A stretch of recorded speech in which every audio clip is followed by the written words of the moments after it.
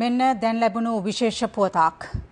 හිටපු පාර්ලිමේන්තු මන්ත්‍රී අමරකීර්ති අතකෝරළ සහ ඔහුගේ ආරක්ෂක නිලධාරියාට පහර දී ඝාතනය කිරීමට අදාළ නඩුවේ සැකකරුවන් 37 දෙනෙකුගෙන් 12 දෙනෙකුට අද මරණ දඬුවම නියම කළා.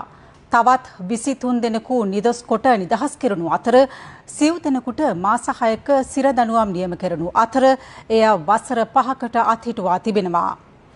මෙම නඩු කටයුත්තට අදාළව පිටු 695කින් සමන්විත ලිඛිත දේශන සලකා බැලීමෙන් පසුවයි ත්‍රිපුද්ගල විනිසුරු මඩුල්ල තීන්දුව ප්‍රකාශයට පත් කළේ. ගාලු මෝදර අරගලය පැවති සමයේදී 2022 වසරේ මැයි 9 වනදා පොළොන්නරුව දිස්ත්‍රික් හිටපු පාර්ලිමේන්තු මන්ත්‍රී අමරකීර්ති අතකොරළ හා ඔහුගේ ආරක්ෂක නිලධාරියා වූ ජයන්ත ගුණවර්ධන යන දෙදෙනා නිට්ටඹුව නගරයේදී පහර දී ඝාතනය කිරීමේ සිද්ධිය සම්බන්ධයෙන් පුද්ගලයන් 41 දෙනෙකුට එරෙහිවයි ගම්පහ මහාධිකරණයේදී නඩුව විභාග කෙරුණේ.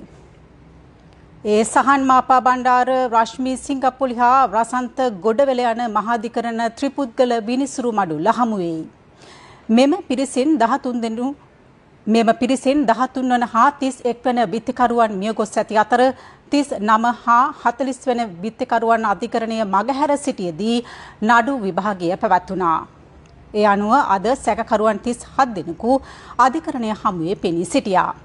එහිදී නීතිපතිවරයා වෙනුවෙන් පෙනී සිටි නියෝජ්‍ය සොලිසිටර් ජෙනරාල් ජනක බණ්ඩාර මහතා පිටු 695කින් සමන්විත ලිඛිත දේශන ඉදිරිපත් කර තිබුණා. විත්තිකරුවන්ට එරෙහිව මෙම දීර්ඝ නඩු විභාගය පැවැත්වුණේ මනුෂ්‍ය ඝාතනය, වාහනයක් ගිනි තැබීම, නීති විරෝධී රැස්වීමක සමාජිකයන් වීම, දේපල කොල්ල කෑම යන චෝදනා මතයි. මෙම සැකකරුවන් අතර විශ්වවිද්‍යාලයේ අධ්‍යාපනය ලබන සිසුන් දෙදෙනෙකු, ත්‍රිරෝධරත රේතුරන් සහ නගරයේ වෙළඳසැල් පවත්වාගෙන යන කිහිප දෙනෙකු මෙන්ම සිද්ධියෝ වෙළඳ ආයතනයේ සේවකයන් දෙදෙනෙකුද ඇතුළු නිට්ටඹුව හා ඒ අවට ප්‍රදේශීය පුද්ගලයන් චෝදනා ලැබ සිටියා. අපට දැන් අවස්ථාව තිබෙනවා ගම්පහ මහාධිකරණ පරිශ්‍රයේ රැඳී සිටිනවා හිරු ප්‍රවෘත්ති අංශයේ කාමින්දු විජේවර්ධන නවතම තොරතුරු ගෙනෙන්නට සූදානම්. කාමින්දු,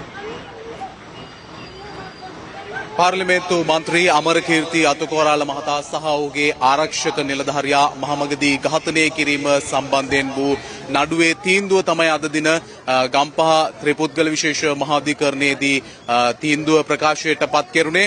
ඒ අනුව එහි තීන්දුව බෙදුණු තීන්දුවක් ලෙස තමයි අද දින